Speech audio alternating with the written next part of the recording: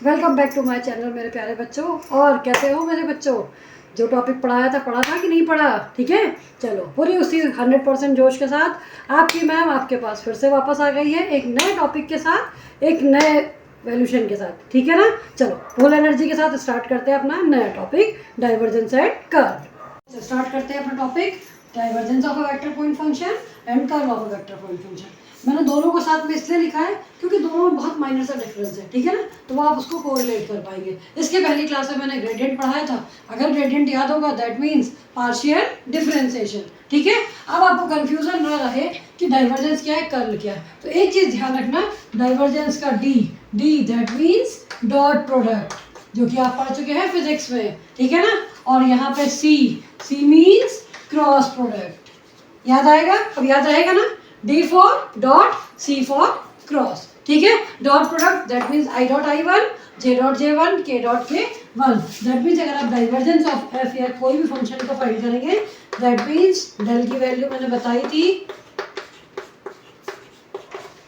याद होगी, डेल की वैल्यू, और F मैंने ले लिया F1I, F2J, F3K। ठीक है, डॉट प्रोडक्ट निकालेंगे, I dot I1 that means del dot F, divergence of F की वैल्यू होगी del upon del X F1, del F2 del Y, del F3 del Z। ठीक है, मतलब फर्स्ट वाले का फर्स्ट वाले से, सेकंड वाले का सेकंड वाले से, थर्ड वाले का थर्ड वाले से, बाकी सारी चीजें जीरो। ठीक है, तो सिंपल सा डॉट प्रोडक्ट करना है अपने को डाइवर्जेंस के लिए। सेम जब आप कर्ल निकालेंगे तब क्या निकालोगे आप? Cross product, del cross F. Cross product जब भी निकालेंगे हमेशा फॉर्म कौन सी यूज करोगे?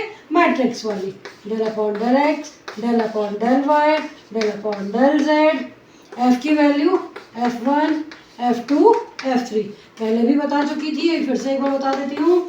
जब भी अपन मैट्रिक्स की फॉर्म में निकालते हैं, जिसकी कॉलम या रो को निकालते हैं उसको हमेशा छुपाते हैं। अपन यहाँ फर्स्ट आई की वैल्यू बात कर रहे हैं, that means first row first column छुपाएंगे अपन। This upon this into minus this into this, that means del F3 del Y minus del F2 del Z.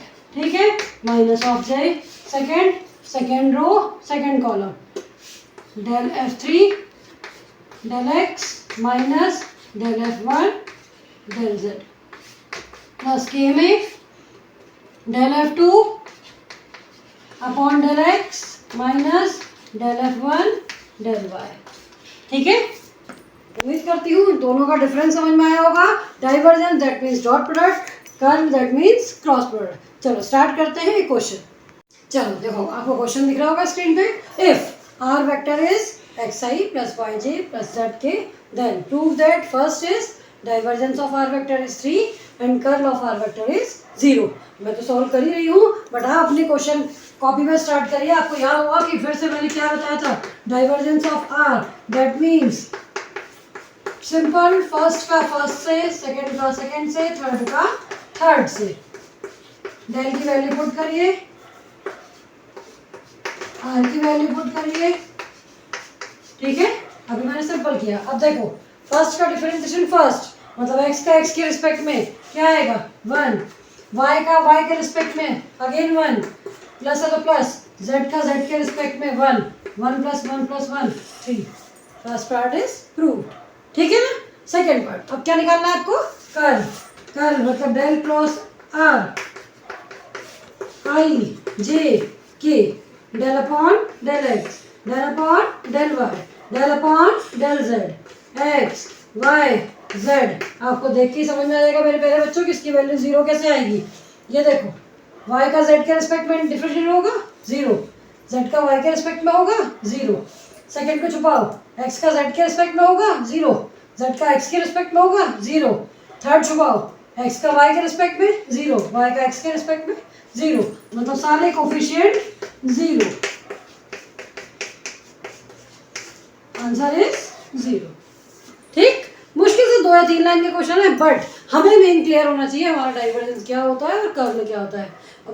बिल्कुल डैम श्योर है बच्चों, 7 नंबर का क्वेश्चन इस टॉपिक से आएगा ही आएगा, इसलिए चाह के भी इस टॉपिक को बिल्कुल नहीं छोड़ना। 7 नंबर आपके हाथ में है कि डाइवर्जेंस एंड कर्ल का एक क्वेश्चन 101% आएगा। नहीं आएगा तो अपनी मैम को याद करोगे कि मैम ये क्वेश्चन ऐसे कैसे हो गया, क्वेश्चन आएगा ही आएगा। ठीक है, चलो अगला टॉपिक पढ़ते हैं। अब अगला इसी का एक पार्ट है आपका solenoidal vector and irrotational vector. इस पर भी बहुत सारे क्वेश्चन आए हैं। अगर आप आरजीपीवी के लास्ट 10 ईयर्स के क्वेश्चन पेपर देखोगे तो इसमें लगभग हर ईयर अल्टरनेट एक क्वेश्चन आया ही आया है। ठीक है ना, इजी सा टॉपिक है, इसलिए इसको भी देख ले। सोलेनोइडल वेक्टर क्या होता है? If divergence of any vector, जो भी वेक्टर होगा अगर वो 0 है देन वो वेक्टर क्या कहलाया जाएगा? Solenoidal vector. सेकेंड, रोटेशनल के लिए भी same, if curl of F is 0 then F को आप क्या बोलेंगे? Irrotational vector. जब भी प्रूफ करने के लिए आएगा कि सोलेनोइडल एंड इरोटेशनल, आप डाइवर्जेंस निकालिए, 0 के इक्वल पुट कर दीजिए, this is called solenoidal. Curl निकालिए, 0 के इक्वल पुट कर दीजिए, this is called irrotational vector. ठीक है ना, चलो इस पे बेस्ड क्वेश्चन करते हैं। चलो क्वेश्चन दिख रहा है स्क्रीन पे। Show that the vector is f vector is x plus 3yi plus j y minus 2z plus x minus 2zk is solenoidal vector। ये क्वेश्चन 3 to 4 टाइम्स आ चुका है, रिपीटेड क्वेश्चन है। ठीक है ना, सबसे पहले सोलेनोइडल, सोलेनोइडल के लिए क्या बताया था मैंने? If divergence of f is 0, सबसे पहले क्या निकालेंगे अपन? Divergence, that means dot product. First वाले का x के रिस्पेक्ट में, सेकंड वाले का y के रिस्पेक्ट में, थर्ड वाले का z के रिस्पेक्ट में। Then dot f vector I del upon del x, j del upon del y, k del upon del z।